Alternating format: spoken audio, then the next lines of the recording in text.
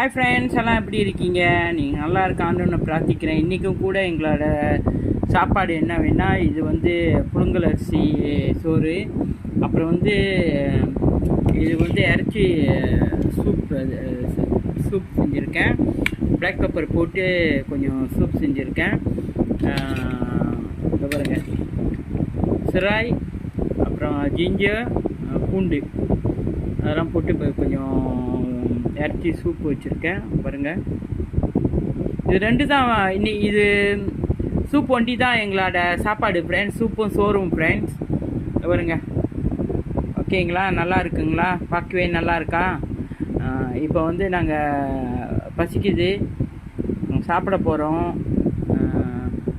நீங்களும் இந்தமாரி நேரம் இருந்தால் செஞ்சு பாருங்கள் ஃப்ரெண்ட்ஸ். வேறு ரொம்ப ரொம்ப ரொம்ப ஒரு சிம்பிளான சாப்பாடு தான் ஃப்ரெண்ட்ஸ். ஒரு அடிச்சு காட்டுறேன்